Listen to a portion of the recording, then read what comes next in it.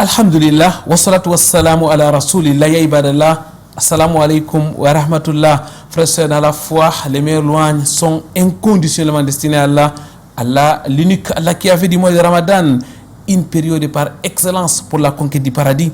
Que la paix et la bénédiction de la soie sur Muhammad, les meilleurs des humains, lui qui dévoila les merveilles du Ramadan.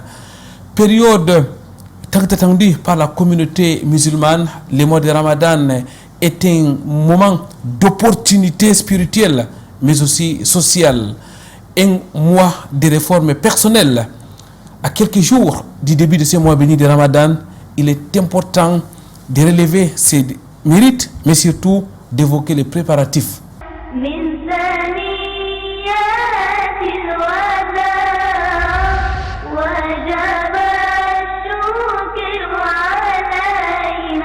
Très chers téléspectateurs, mesdames, mesdemoiselles, messieurs, bienvenue sur ce plateau de votre émission Vitrine de l'Islam. Votre rendez-vous islamique sur le canal international à 3 articulations, l'entretien au cœur de la société, mais aussi et surtout la psalmodie du Saint Al-Qur'an al-Karim. Pour commencer, écoutons mais surtout méditons la parole d'Allah, exalté soit-il.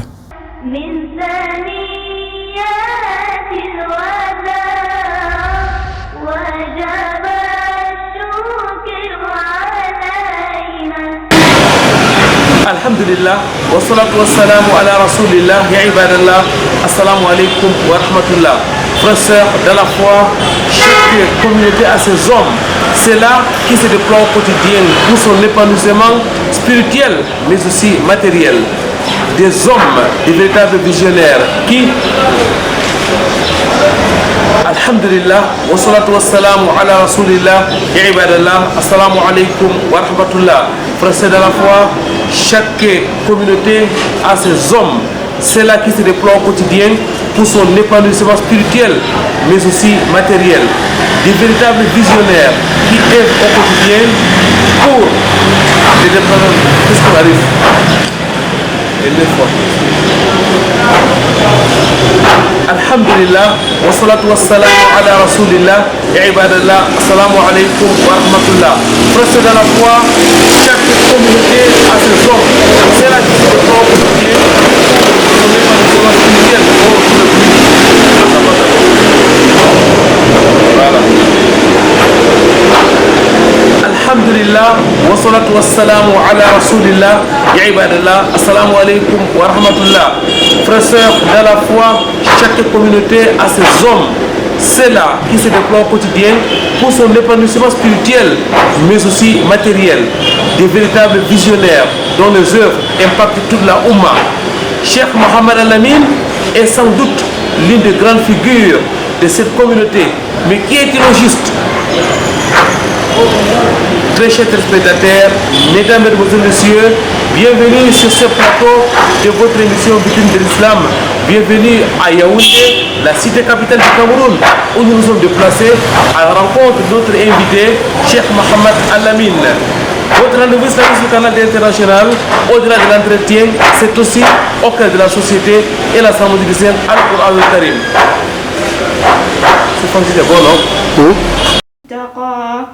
وَأْتُوا الْبُيُوتَ مِنْ أَبْوَابِهَا وَاتَّقُوا اللَّهَ لَعَلَّكُمْ تُفْلِحُونَ مِنْ ثَنِيَّاتِ الْوَدَاعِ وَجَبَ الشُّكْرُ عَلَيْنَا رب اشرح لي صدري ويسر لي أمري واحلل عقدة من لساني يفقهوا قولي اللهم لا علم لنا إلا ما علمتنا إنك أنت العليم الحكيم Rabbi Zidni Ilma. Mesdames, Mademoiselles, Messieurs, votre fidélité nous honore sur Canal D International. Bienvenue sur ce plateau de votre émission Vitrine de l'Islam où nous vivons en plein mois de Chaban, les mois qui précèdent les mois bénis de Ramadan. Aujourd'hui, nous allons nous arrêter sur les merveilles du mois de Ramadan. Et pour cela, nous sommes en compagnie de notre frère Hassanul Basr. Assalamu alaikum wa rahmatullahi wa barakatuh. Wa alaykum salam wa rahmatullahi wa barakatuh. Docteur Hassan, mesdames, mademoiselles, messieurs, bien connu sur ce plateau de votre émission Vitrine de l'Islam, c'est un médecin de formation, mais aussi un étudiant en sciences islamiques. Aujourd'hui, Dr Hassanul Bassour est en service dans la région du Nord, particulièrement dans le département de la Benue. Il est le directeur de l'hôpital de district de Pitoa. Nous profitons de cette occasion pour dire un salam particulier à tous ceux qui nous écoutent dans la ville de Pitoa en particulier et dans la région du Nord en général. Ils sont nombreux. Qu'Allah exalté soit-il vous récompense d'être là avec nous. Dr Hassanul Bassour, de passage dans la ville de Douala, nous fait donc honneur d'être là avec nous pour partager, mesdames, mademoiselles, messieurs, avec nous sur ce qu'Allah subhanahu wa ta'ala lui a appris en ce qui concerne les jeûnes du mois de Ramadan. Aujourd'hui, nous parlons des merveilles de ces mois ô combien importants. Docteur Hassanul Bassour, j'ai fini en disant que vous avez aussi été membre de IMACAM. Vous avez notamment été le président régional de IMACAM, Islamic Medical Association of Cameroon. On est membre à vie de IMACAM ou alors vous êtes maintenant un ancien membre? Il regroupe les médecins, les étudiants en médecine, les infirmiers, tout le personnel de santé. Donc c'est pour dire qu'on est membre de IMACAM à vie. Barakallahu fik, membre de IMACAM à vie, qu'Allah exalté soit-il vous récompense pour les multiples déploiements dans la ville de Douala. Frère Hassanul Bassour, qu'est-ce qui fait la particularité du mois béni de Ramadan qui se pointe déjà à l'horizon? Merci beaucoup pour la question. Alhamdulillahi Rabbil Alamin, wa salatu wa salamu ala Rasulillah, wa ala alihi wa ashabihi wa atba'ihi ila yawmiddin. Le mois de Ramadan, effectivement, c'est un mois parmi les 12 mois du calendrier lunaire dont Allah subhanahu wa ta'ala il a fait mention. Et le mois de Ramadan, c'est le meilleur mois dans ce calendrier. Et le prophète sallallahu alayhi wa sallam, en nous parlant donc des mérites, des particularités de ce mois de Ramadan, il nous rappelle que le mois de Ramadan, c'est un mois de pardon. Donc, dans ces hadiths, il dit « Man sama Ramadana imanan wa ihtisaba, ghufira lahu ma taqaddama min dhanbi » Celui qui jeûne le mois de Ramadan avec espoir et foi, tous ses péchés passés lui seront pardonnés par Allah subhanahu wa ta'ala. Donc vous voyez, pendant tous les autres mois, Allah subhanahu wa ta'ala, il peut pardonner les péchés, mais dans le mois de Ramadan, ça c'est un hadith qui nous montre cette particularité. Il suffit de jeûner avec foi et espoir, Allah subhanahu wa ta'ala, il peut pardonner et effacer tous nos péchés antérieurs. Et toujours dans les particularités du mois de Ramadan, c'est aussi un mois du Coran. Allah il nous a dit dans le Coran, Shahru Ramadan alladhi unzila fihi al-Quran. Donc c'est dans le mois de Ramadan qu'Allah subhanahu wa ta'ala il a révélé le Coran. Donc il est bien à noter que le Coran, le processus de révélation du Coran était à 2 étapes. La première étape, Allah il a fait descendre le Coran au premier ciel. Et le deuxième processus, c'est faire descendre, révéler le Coran du premier ciel sur le messager alayhi salatu wassalam. Et ce processus a été très différent de la façon dont on a révélé les autres livres sur les autres prophètes. Allah il a mentionné dans le Coran, il dit « Wa Qur'anan faraqnahu litaqra'ahu ala an-nasi ala mukthin wa nazzalnahu tanzila » Donc Allah il dit qu'il a fait descendre le Coran fragmenté. C'est-à-dire le Coran n'a pas été révélé au prophète Muhammad sallallahu alayhi wa sallam comme les autres livres ont été révélés aux différents prophètes alayhi salam. Et Allah il dit, lorsque les kuffars avaient posé la question, وَقَالَ الَّذِينَ كَفَرُوا لَوْلَا نُزِّلَ عَلَيْهِ الْقُرْآنُ جُمْلَةً وَاحِدًا. Les infidèles avaient posé cette question. Pourquoi on n'a pas fait descendre le Coran sur le prophète en un bloc? Allah il dit كَذَلِكَ لِنُثَبِّتَ بِهِ فُؤَادَكَ وَرَتَّلْنَاهُ تَرْتِيلًا. Donc Allah il dit, il a fait descendre le Coran, il a récité lentement, clairement et paisiblement. Donc vous voyez dans le mois de Ramadan, Allah il a fait descendre le Coran pour que nous récitons ce Coran-là lentement, paisiblement, pour que nous méditons sur ce Coran. Le Coran c'est une lettre. Lorsque nous méditons sur ce Coran, nous le lisons lentement, Allah subhanahu wa ta'ala, il va nous bénir, il va nous gratifier, il va nous donner le paradis. Donc parmi les particularités, nous avons donc relevé ces 2 particularités. C'est un mois du pardon, c'est aussi un mois du Coran. Donc celui qui n'a pas eu l'occasion, la possibilité de réciter ou de méditer sur le Coran durant toute l'année, voilà l'occasion qui se pointe, le mois de Ramadan, et vous allez observer tout le monde se refaire dans les mosquées, dans les maisons, on lit le Coran, on médite le Coran. C'est un mois unique en son genre, Hassan al-Basr. C'est un mois de jeûne, un mois de révélation du Coran al-Karim, vous l'avez dit, un mois de pardon, un mois de dévotion intense. En un mot, Hassan al-Basr, la dimension spirituelle de ces mois n'est plus à démontrer. Ah oui, le mois de Ramadan, c'est un mois tellement spirituel parce que tous les croyants sont informés à travers le prophète Mohammed sallallahu alayhi wa sallam que dans ce mois, les portes du paradis sont ouvertes et les portes de l'enfer sont fermées. Le prophète sallallahu alayhi wa sallam a de dire إذا جاء رمضان فتحت أبواب الجنة وأغلقت أبواب النار وسلسلة الشياطين. Donc vous voyez, sur le plan spirituel, tout le monde est informé que les portes du paradis sont ouvertes, les portes de l'enfer sont fermées. Donc vous allez voir les musulmans se déployer à faire au maximum les actes de bienfaisance pour chercher le paradis. Et vous allez aussi constater que dans le mois de Ramadan, il y a moins de péchés. Parce que le prophète nous a informé que les démons sont enchaînés. Donc si c'était les démons qui incitaient les êtres humains à faire les péchés, ces démons-là sont enchaînés et il y aura de moins en moins les péchés. Sauf que le prophète sallallahu alayhi wa sallam, il nous a dit, parmi les shayatin, il y en a deux types. Il y a les démons et il y a aussi les êtres humains. Donc s'il arrive que quelqu'un observe un acte blâmable dans le mois de Ramadan, l'acte peut venir des shayatines qui sont des humains, mais les shayatines qui sont des démons sont fermés. Donc sur le plan spirituel, les portes du paradis sont ouvertes et spécialement la porte qu'on appelle Al-Rayyan. Le prophète sallallahu alayhi wa sallam, il dit Inna fil jannati baban. Au paradis, il y a une porte qu'on appelle Ar-Rayyan. Ne peut entrer au paradis par cette porte que les jeûneurs. Et le jour de la résurrection, on va appeler où sont les jeûneurs. Et ceux-là vont s'élever, on va ouvrir la porte, ils vont entrer. Et dès que les jeûneurs vont entrer par cette porte, on va la fermer et personne d'autre ne pourra entrer au paradis par cette dernière, c'est-à-dire par cette porte-là, sauf les jeûneurs. C'est donc une occasion de revivifier sa foi en quelque sorte, Hassan al-Basr. Oui, effectivement, dans le mois de Ramadan, vous allez voir, même celui qui ne partait pas à la mosquée, il va revenir à la mosquée. Celui qui ne lisait pas le Coran, il va revenir pour lire le Coran. Même sur le plan de la sadaqa, vous allez voir d'autres personnes, ils ont préféré choisir le mois de Ramadan pour faire la comptabilité, pour donner la zakat. Donc, dans ce mois, la foi des croyants et des musulmans augmente au maximum. On sent le contact entre l'humain et Allah subhanahu wa ta'ala augmenter et puis la foi augmente.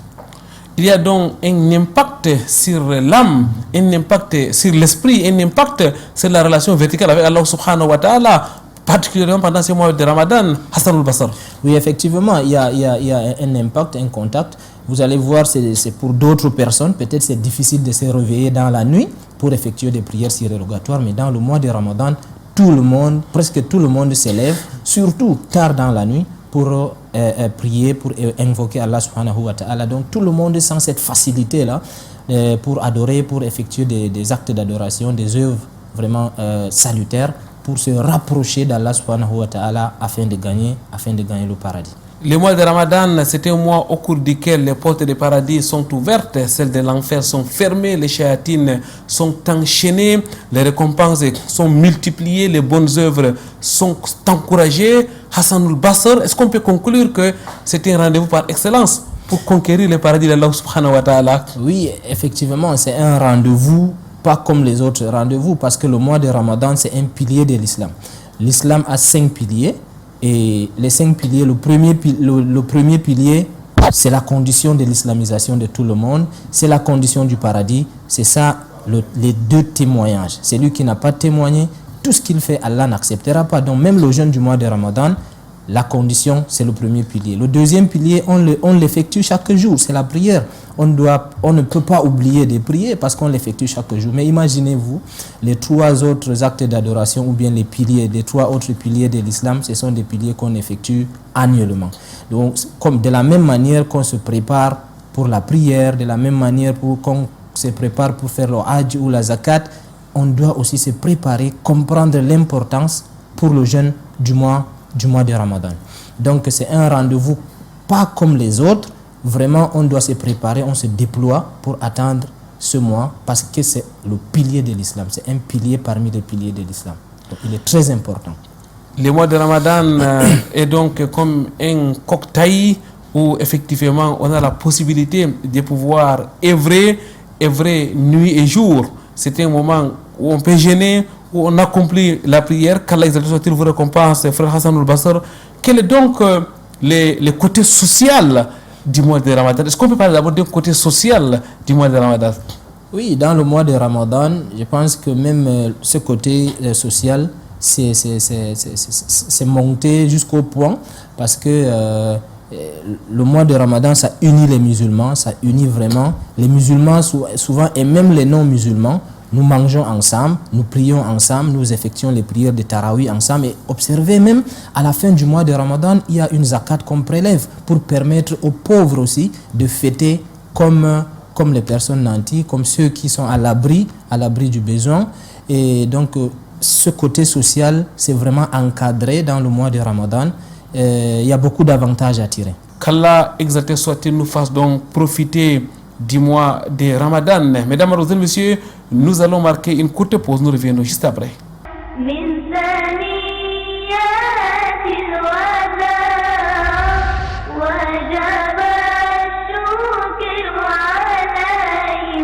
Des volontaires s'activent à l'effet de produire des kits de linceul islamique, des dames, mais aussi des frères, assemblant divers produits nécessaires dans les rites funéraires. Cheikh Zakaria Ondouti supervise l'opération. Lorsqu'il y a un cas de décès, le messager sallallahu alayhi wa sallam recommande d'anticiper la janaza. Et pour mieux anticiper la janaza, il faut avoir donc tous les éléments prêts à portée de main pour faciliter, surtout pour ceux qui sont dans les zones reculées, dans les villes éloignées. Le kit est contenu d'abord d'un linceul. On a 4 catégories de linceuls. On a des linceuls hommes, grande taille et moyenne taille, et des linceuls femmes, grande taille et moyenne taille. Et en dehors des linceuls, il y a le kafour, il y a le savon, il y a le siwak, il y a des gants, il y en a des cache-nez, il y en a des siwak, des l'encens, dont tous les éléments nécessaires d'où l'islam recommande d'entretenir le corps sont là, juste on a besoin de l'eau. Au siège de l'association Asset Al-Bayan à Newbel, les différents produits acquis sont scindés, les tissus du linceul coupés selon des mesures puis repassés, les tout réunis dans un petit carton conçu à cet effet.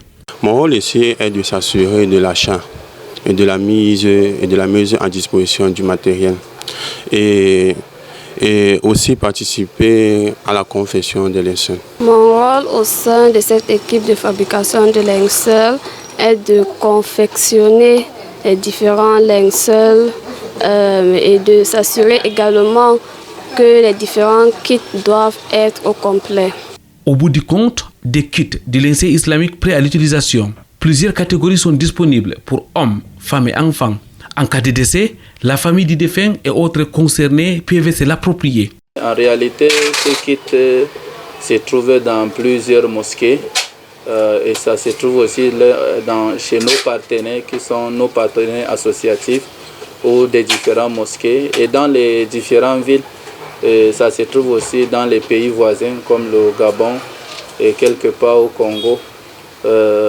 Donc c'est à la portée de tous s'il n'y a pas un protocole pour avoir ce kit. Mais retenons, laver juste le corps islamiquement, c'est lorsqu'une personne a toutes les qualités recommandées, il a la science, il sait laver, Allah le pardonnera 40 fois s'il a été sincère. Lorsque tu offres le linceul en bon état, Allah t'accordera la même chose dans le paradis. Et lorsque tu l'enterres et tu le creuses la tombe, tu l'enterres, Allah tabaraka wa ta'ala te donnera la récompense semblable à la personne qui a donné un logement à vie à une personne ici dans le monde. Et ici dans Oumouatia, on fait tout ça, on confectionne des linceuls et on confectionne les éléments pour laver et aussi on accompagne au cimetière pour avoir cette récompense. Cette œuvre de Cheikh Zakaria Ondouti vient faciliter le lavage mortuaire tel que recommandé par l'islam. Au-delà du kit de linceul, c'est tout un service constitué pour s'occuper des personnes décédées. Oumou Atia se déploie à travers son équipe dans le lavage, la prière et l'enterrement. Une initiative salutaire qui concerne aussi les corps abandonnés dans les hôpitaux et les prisons pour plus de récompenses.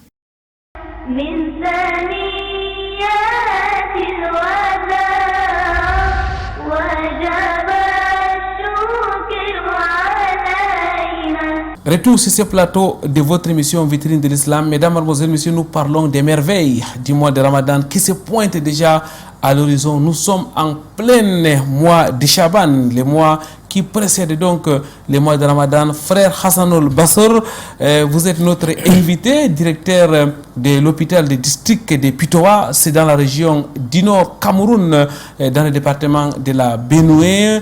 Hassanul Basr, vous êtes médecin donc de formation, étudiant aussi en sciences islamiques.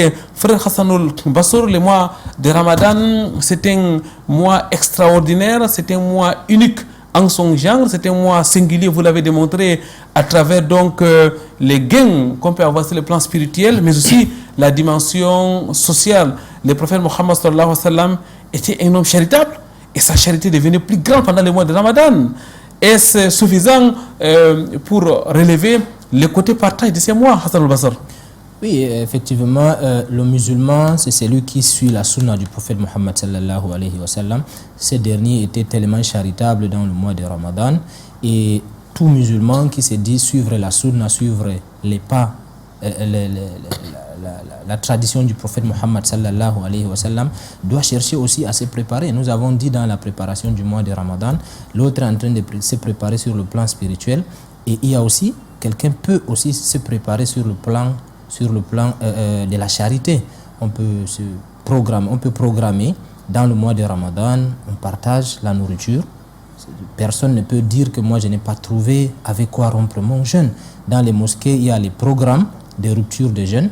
Je prends l'exemple de la mosquée à Raouda par exemple, chaque mois de Ramadan, il y a les programmes de rupture de jeûne. Donc la charité, c'est aussi un plan qui est vraiment exponentiel dans le mois de Ramadan. Les partages au moment de la rupture de jeûne, mais aussi les partages même pendant les souhours, au moment où on débute le mois de Ramadan, le rassemblement familial, Hassan al-Basr, et même l'accomplissement de bonnes œuvres. Les prières de Tarawih se font d'une manière collective, les prières de nuit se font aussi en général ensemble. Les musulmans remplissent plus les mosquées pendant le mois de Ramadan que hors. C'est comme si Allah subhanahu wa ta'ala a fait cette période-là, Hassan al-Basr, un mois d'unité, un mois de renforcement des liens sur le plan horizontal, c'est-à-dire entre les humains eux-mêmes. Effectivement, c'est un mois qui renforce l'unité. Vous avez pris l'exemple, nous effectuons les prières ensemble. Vous allez voir lors de l'accomplissement de la prière dans les mosquées, tout le monde est là.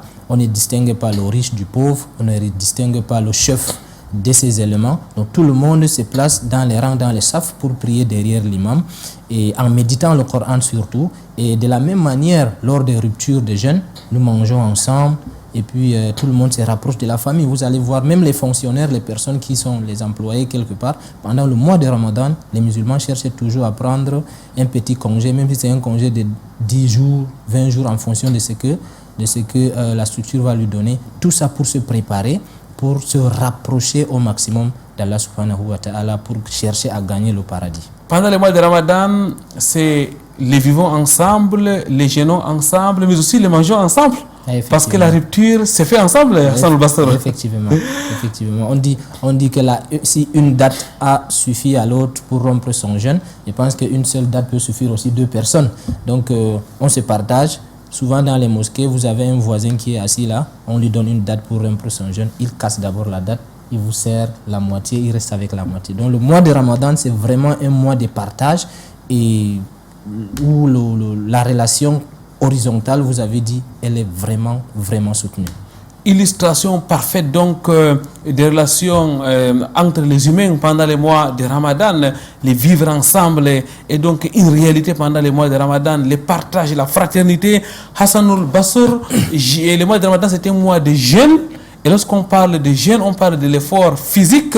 Quelle est la dimension sanitaire du mois de Ramadan ou alors du jeûne du mois de Ramadan? Oui, alhamdulillah, effectivement, dans la religion, Allah, il a planifié tout, il a pris certaines choses en considération, plus que d'autres. Allah, il a pris la santé en considération dans le Coran. Si on voit tous les actes d'adoration, Allah, il a parlé de la santé. Pour la prière, lorsque quelqu'un est venu demander au prophète, moi je suis malade, je ne pourrais pas effectuer la prière étant debout. Le prophète lui dit, si tu n'es pas capable d'effectuer ta prière debout, alors tu peux effectuer ta prière assis. Et de la même manière, dans le mois de Ramadan, pour le jeûne, Allah il a dit, فَمَنْ كَانَ مِنْكُمْ مَرِيضًا أَوْ عَلَى سَفَرٍ فَعِدَّةٌ مِنْ أَيَّامٍ أُخَرَ. Celui qui est empêché soit par une maladie, soit par un voyage, n'est pas gêné, peut s'abstenir de jeûner dans le mois de Ramadan pour rembourser après. Et ici on a évoqué la maladie parce que c'est quelque chose qui a Allah subhanahu wa ta'ala, il a vu l'importance de la santé pour effectuer le jeûne. Donc chacun de nous doit comprendre que lorsqu'on est malade, on peut ne pas jeûner ou on peut gêner. Ça veut dire que les maladies doivent être classées par les personnels de santé. Donc je veux rappeler quelque chose ici. Pour parler du sujet du Ramadan avec la santé, il faut un médecin musulman. Musulman digne de confiance, c'est-à-dire celui qui connaît effectivement les charia de l'islam et qui connaît aussi la médecine pour trancher. Parce que s'il connaît la médecine, ne connaît pas l'islam, il ne saura pas que le Ramadan, c'est un pilier de l'islam. Donc il faut mettre cette valeur-là en exergue. Et on a dit ça dans Surat Al-Qasas, Inna khayra man ista'jarta al-qawiyul amin. C'est lui qu'on peut vraiment prendre à notre service, c'est celui à qui on fait confiance et c'est celui qui est fort. Confiance sur le plan de la religion et celui qui est fort dans le domaine médical. Donc les maladies sont divisées en trois. Il y a les maladies qui sont légères. Par exemple, quelqu'un qui a juste mal à la tête, quelqu'un qui s'est cogné, il a cogné son pied quelque part parce qu'il marche, ça lui fait mal au pied. Mais c'est une douleur qui ne peut pas tuer, qui ne peut pas amener la personne à être hospitalisée. Allah il dit wa antasumu khairul lakum. Donc ce n'est pas pour la douleur, les petites céphalées, que quelqu'un va rompre son jeûne parce qu'Allah a dit faman kana minkum maridan aw ala safarin fa iddatun min ayyamin ukhra. Donc pour ces petites maladies ou ces petits problèmes, on ne rompt pas le jeûne. Mais la deuxième classification, ce sont des maladies qui peuvent amener la personne à être hospitalisée. Par exemple, un paludisme ou par exemple une maladie infectieuse qui peut amener la personne à être hospitalisée. Vu qu'on doit injecter la personne les médicaments ou donner les médicaments par voie orale, la personne doit rompre son jeûne pour prendre les médicaments pour être soignée. La troisième classification, ce sont des maladies incurables, on ne peut pas guérir. Donc lui, il ne rembourse pas le jeûne après le mois de Ramadan. On va nourrir les pauvres. Pourquoi? Parce que lui, il ne va pas guérir. Donc voilà les dimensions sur le plan spirituel. Il faut connaître aussi les maladies. Allah il dit lorsqu'on est malade, une maladie vraiment justifiée par un médecin dit de confiance et qui est fort sur le plan médical, on peut ne pas jeûner, on peut s'abstenir de jeûner pour rembourser après le mois de Ramadan. Et pour des maladies incurables, la personne ne peut plus jeûner, on va seulement nourrir les nécessiteux, les pauvres, à la place de son jeûne. Hassan Bassor, l'islam donc prend en compte l'état de santé des musulmans, de ceux-là à qui le jeûne a été prescrit. Maintenant, revenons sur les bienfaits du mois de jeûne pour la santé. En quoi est-ce que le jeûne est important pour le corps de l'être humain? Qu'est-ce qu'on gagne sur le plan sanitaire en jeûnant? Oui, le jeûne du mois de Ramadan, en fait, c'est un système. Quand on observe, on essaie d'analyser sur le plan sanitaire, c'est un système d'épuration qu'Allah subhanahu wa ta'ala il a mis en place. Donc chaque année, les musulmans vont jeûner pour essayer d'épurer ou de nettoyer l'organisme. Vous allez passer toute l'année avec des difficultés, des problèmes. La glycémie est montée, le cholestérol est déséquilibré, tout ça. Pendant le mois de Ramadan, il y a beaucoup des études. Les diabétologues ont fait des études avec des endocrinologues. Ils ont démontré que le jeûne a un impact positif sur la santé des êtres humains. Mais il faut quand même noter que sur ce plan-là, les jeûneurs sont divisés en deux groupes. Il y a les jeûneurs qui ne sont pas malades. Le jeûne a un impact positif sur ce groupe de personnes. Et il y a aussi un groupe de malades. Quelqu'un qui est diabétique, son diabète peut se manifester soit par une hypoglycémie, soit par une hyperglycémie. C'est-à-dire l'autre il est diabétique, soit son traitement n'est pas bon, soit c'est le système ou bien le mécanisme de son diabète qui l'enfonce toujours en hypoglycémie. Donc imaginez-vous quelqu'un qui a un problème d'hypoglycémie, qui vient jeûner, je pense que le jeûne aura plutôt un impact négatif sur son corps. Donc il faut observer, c'est pour cela qu'il est important de consulter un mois avant le mois de Ramadan pour savoir quels sont les facteurs de risque associés à son diabète pour jeûner. Donc quelqu'un qui a donc ces problèmes d'hypoglycémie par exemple, le jeûne a plutôt un impact négatif sur lui. Les diabétologues musulmans qui sont connus, dignes de confiance, peuvent lui donner des recommandations s'il faut jeûner ou pas. Mais je pense que la majorité des diabétologues recommandent plutôt aux malades de s'abstenir de jeûner. Mais pour quelqu'un qui n'est pas diabétique, qui n'a pas un problème métabolique, le jeûne a un impact vraiment, vraiment positif sur sa santé et c'est connu à travers des études. Ça veut dire que la médecine moderne reconnaît donc l'importance du jeûne pour l'organisme. Hassanul Basr, on se rappelle des hadiths du prophète qui dit jeûnez et vous aurez la santé. Effectivement, la médecine moderne reconnaît effectivement que le jeûne a un impact positif sur la santé de l'être humain. Donc c'est à travers des études, ce sont des notions qui sont bien connues et qui sont d'ailleurs enseignées dans la médecine moderne. Barakallahu fik, jazakumullahu khairan, qu'Allah vous récompense frère Hassanul Basr. Le mois de Ramadan est un mois unique, on ne le dira jamais assez. C'est une occasion de récolter le paradis d'Allah subhanahu wa ta'ala. C'est une occasion de conquérir le paradis d'Allah subhanahu wa ta'ala. Comment donc dès à présent se préparer pour accueillir cet invité ô combien prestigieux, Hassanul Basr? Nous avons dit le mois de Ramadan, c'est un pilier de l'islam. Donc il faut bien l'accomplir. Allah subhanahu wa ta'ala, il aime lorsque le serviteur accomplit des actes surérogatoires. Mais il aime encore mieux lorsque le serviteur accomplit des actes, l'adore à partir des actes d'adoration obligatoires et surtout lorsqu'il cherche à les perfectionner. Donc comment se préparer pour mieux jeûner le mois de Ramadan? Nous avons dit la préparation est à deux niveaux, si on peut citer, le niveau spirituel et aussi, moi en tant que médecin, le niveau sanitaire. Dans le niveau spirituel, je pense que c'est connu dans la tradition du prophète Mohammed sallallahu alayhi wa sallam avec les suiveurs. Les savants, eux, ils prenaient 6 mois pour préparer, pour attendre le mois de Ramadan. Et dans cette attente-là, vous allez trouver les Qur'an, ceux qui récitent le Coran, les lecteurs, ceux qui dirigent les prières, ils vont se mettre à réviser le Coran. C'est-à-dire pour exceller dans le mois de Ramadan, pour mieux réciter, pour mieux méditer sur le Coran. Dans le mois de Ramadan, on fait les tafsirs. Donc c'est maintenant, avant le mois de Ramadan, qu'il faut se préparer. Quel livre choisir, quelle est la méthodologie qu'on doit utiliser, quelle est la langue qu'on va utiliser pour enseigner.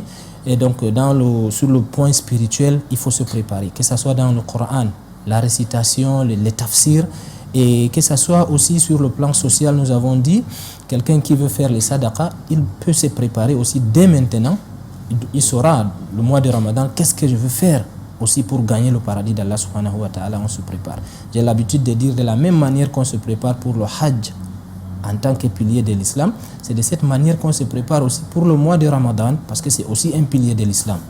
Sur le plan sanitaire, ceux qui sont malades, les malades surtout affectés par le diabète ou autres maladies, il faut consulter le médecin traitant un mois avant le mois de Ramadan pour savoir est-ce que vous pouvez bien jeûner le mois de Ramadan ou bien votre contexte, vos facteurs de risque vont vous empêcher de jeûner pendant le mois de Ramadan.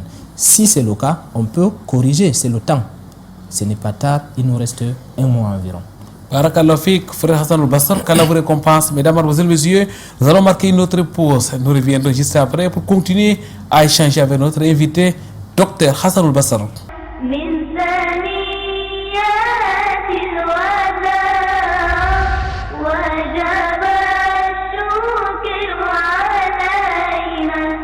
Retour au Bercail après plus de 40 jours sur les terres saintes de l'islam. Ces jeunes Camerounais rentrent d'une colonie de vacances organisée dans le royaume saoudien. Ils viennent de passer des vacances pas comme les autres. Alhamdulillah, وبها في هذا اليوم ختمنا الدورة الثالثة لهذه الدورة التي سميناها بإجازة لا نظير لها في الحرمين التي تضم أهدافا عدة ومن أهمها التعليم والتثقيف والسياحة والنزهة وأداء العمرة. والحمد لله هذه قد حققنا هذه الأهداف كلها. ومن التقرير أننا استطعنا في هذه السنة أن نحقق تعليم اللغة العربية في إحدى المراكز التدريبية المعتمدة في المملكة. Nous sommes satisfaits de cette troisième édition qui s'est déroulée en 40 jours. Donc 40 jours entre Makkah, Medina, Jeddah, Taïf, Riyad. Donc on a bien meublé le temps. Les objectifs qui avaient été fixés, à savoir faire du tourisme, mémoriser quelques parties du noble Al-Qur'an, l'apprentissage de la langue arabe dans un centre de langue et bien d'autres objectifs, nous les avons atteints. Partis du Cameroun le 18 juillet dernier, ils ont séjourné pendant une semaine à Medina, une expérience inédite pour ces élèves qui découvrent la mosquée du prophète Mohammed et plusieurs sites historiques. On a beaucoup découvert aussi à Medina. On nous a amenés aux endroits où on parlait des histoires des prophètes et tout, comment ils se sont passés les années 1900, dans les années 50 on va dire. Et c'est très bien passé, alhamdoulilah. À Makkah, ils accomplissent le petit pèlerinage, la Umrah, avant d'y passer plus d'un mois dans la ville sainte. Ils apprennent la langue arabe, mémorisent une partie du Coran et étudient d'autres sciences islamiques. Des journées pleines d'adoration qui n'empêchent le loisir. Un loisir taillé sur mesure qui a permis à ces vacanciers de rester en vacances. Durant ces 45 jours que j'ai passé en Arabie Saoudite, j'ai appris le fiqh, le tawhid, le Coran et on a pu faire 2 umrah. Alhamdulillah, tout s'est très bien passé. On a pu apprendre, on s'est bien amusé avec tous les loisirs et à la fin, on s'est très bien amusé. Je suis très contente d'avoir participé à ces grands apprentissages. Vraiment, ça m'a aidé à changer mon comportement et ça m'a aidé à développer mon islam. La rencontre avec les autorités locales et les associations islamiques a donné une autre coloration à ces séjours. Le tourisme a été effectif dans 4 grandes villes du royaume. Que dire des activités sportives, les shopping et autres divertissements?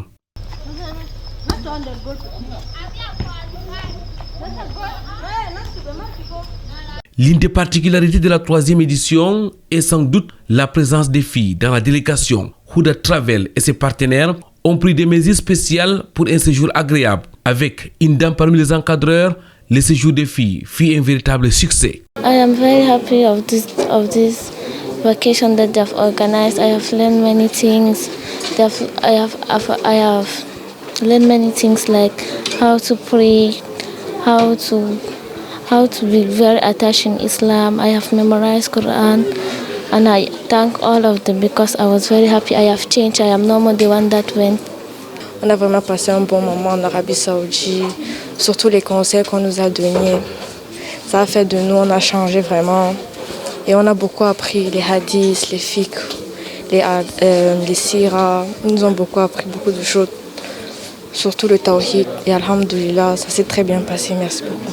À la cérémonie du bilan tenue à Douala le mardi 26 août, juste après leur retour, les parents sont émerveillés. Ils constatent les acquis multiples de ce voyage. Je suis très ému, très content et très surpris d'ailleurs des révélations qui ont été faites par les encadreurs. Donc j'exhorte à cette entreprise d'aller de l'avant et que l'année prochaine, Inch'Allah, si Dieu veut, on sera encore là. Je suis vraiment content et très fier. Je remercie vraiment les encadreurs vraiment de tous leurs efforts et pour la réussite totale de cette initiative. Que Dieu nous aide pour l'avenir et qu'il nous accompagne vraiment dans le meilleur. Pour la 3e année consécutive, Huda Travel, Darul Quran et l'association Huda réalisent cet exploit, celui d'offrir à la jeunesse des vacances réussies sur les terres saintes de l'islam.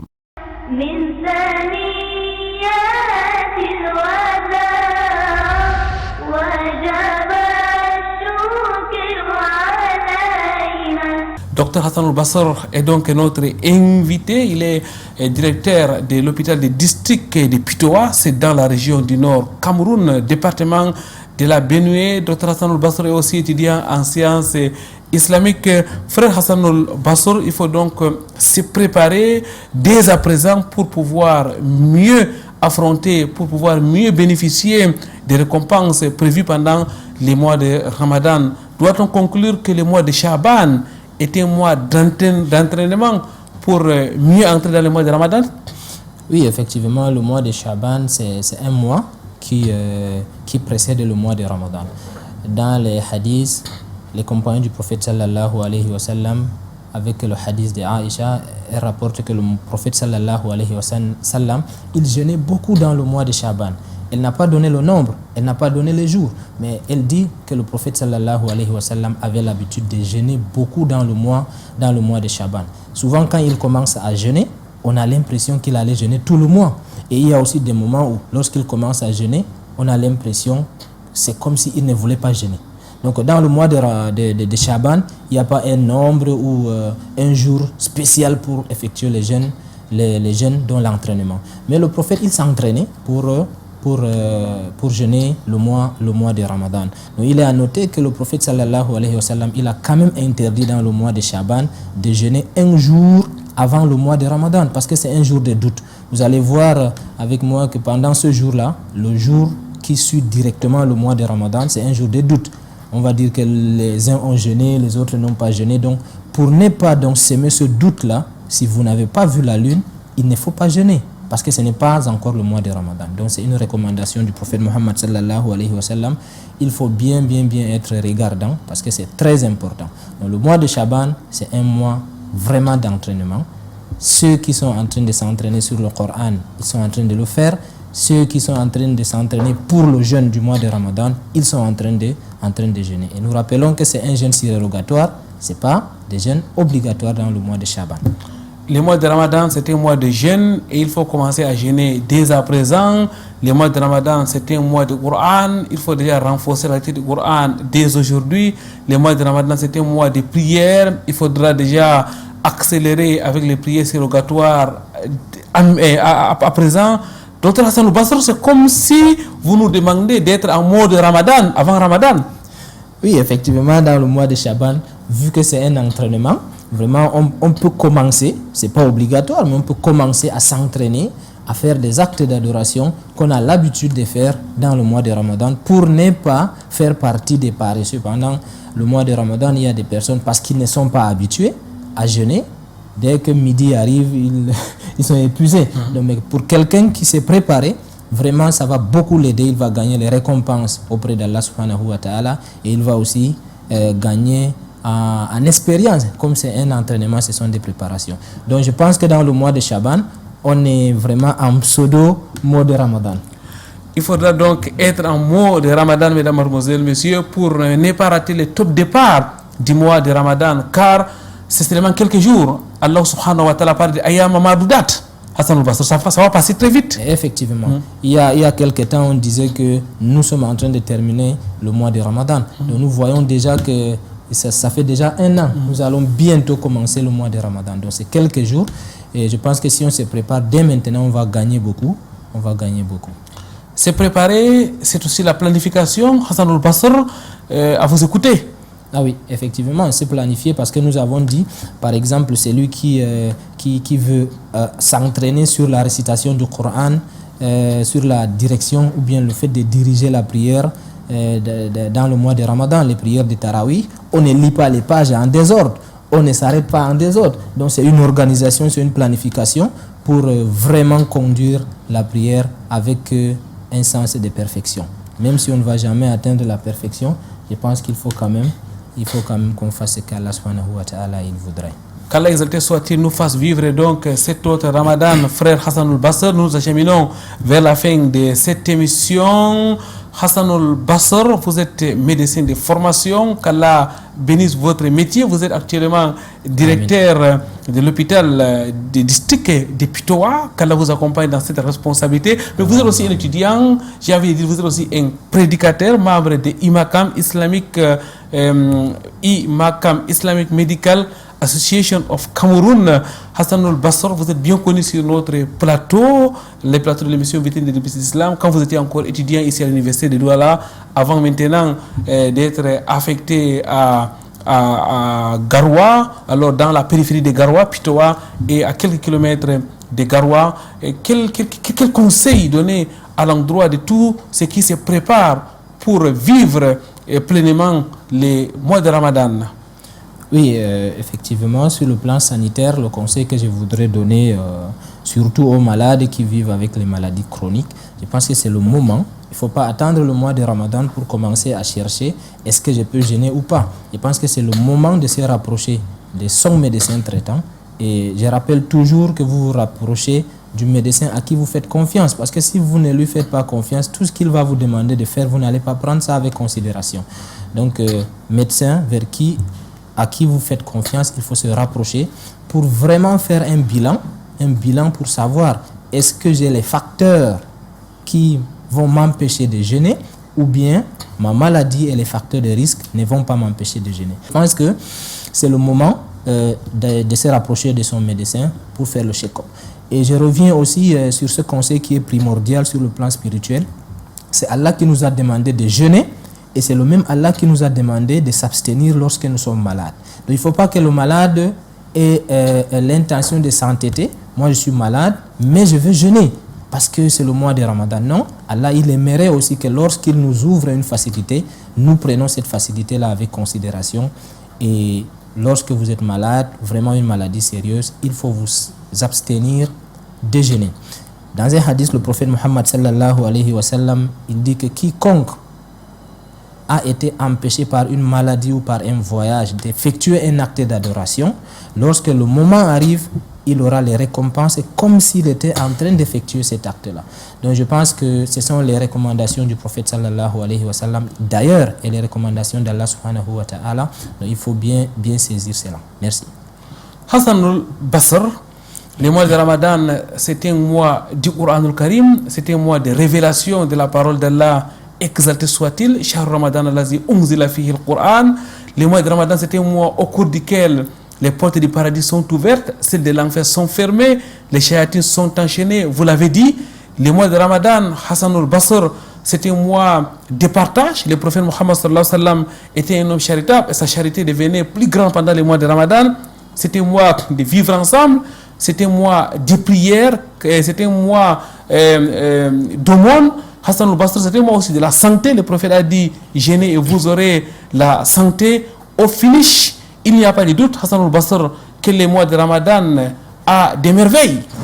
Oui, effectivement, le mois de Ramadan a beaucoup de merveilles. Même sur le plan spirituel, le prophète Muhammad sallallahu alayhi wa sallam, il nous a dit, aux jeûneurs, il y a 2 moments de joie. Donc, lorsqu'il va rompre son jeûne, il va passer toute la journée à mener une vie comme les pauvres, ceux qui n'ont pas eu l'occasion de manger, ceux qui n'ont pas eu l'occasion de boire de l'eau. Donc, il va passer sa journée assoiffé et affamé, mais au moment de rompre son jeûne, vraiment, quand il va mettre la nourriture dans sa bouche, il va vivre une situation vraiment heureuse. Donc, effectivement, la nourriture et la boisson qu'Allah subhanahu wa ta'ala me donne chaque jour, vraiment, c'est un très grand merveille. Et de la même manière, à la fin du mois de Ramadan, il y a la fête. Effectivement, les musulmans, nous allons fêter, nous allons porter des beaux habits, manger des bonnes choses, rendre visite aux parents et aux amis. Vraiment, nous allons vivre la période de la fête comme une période vraiment de joie. Et ce sont des périodes souvent qu'on ne peut jamais remplacer. Des moments de joie, les moments de la rupture de jeûne et les moments où le jeûneur va rencontrer son Seigneur Allah subhanahu wa ta'ala. Hassanul Bassor, quel est votre dernier message à l'endroit de notre spectateur? Mon dernier message par rapport au mois de Ramadan, j'insiste toujours, il faut se préparer, que ce soit sur le plan spirituel, que ce soit sur le plan sanitaire, il faut vraiment se préparer. Et le mois de Ramadan, comme ça a été dit par Allah subhanahu wa ta'ala, c'est le mois du Coran. Celui qui n'a pas l'occasion de réciter le Coran ou de méditer sur le Coran pendant les autres mois, je pense que le mois de Ramadan, non seulement les récompenses sont multipliées, et aussi c'est un mois, c'est une période de quiétude. Allah subhanahu wa ta'ala, il accepte les actes d'adoration, il a ouvert les portes du paradis, il a fermé les portes de l'enfer, et vraiment nous sommes la bienvenue pour gagner facilement le paradis d'Allah subhanahu wa ta'ala. Qu'Allah subhanahu wa ta'ala nous inscrit parmi ses serviteurs qui vont entrer au paradis par la porte Ar-Rayyan.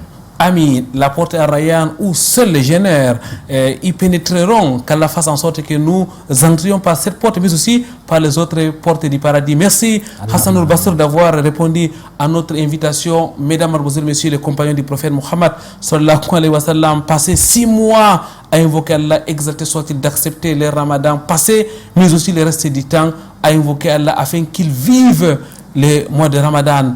C'est une période extraordinaire.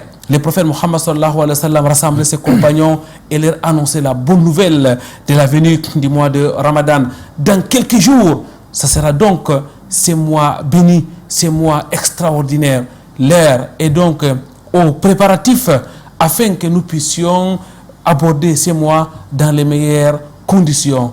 Ayam Madoudat, il s'agit seulement de quelques jours.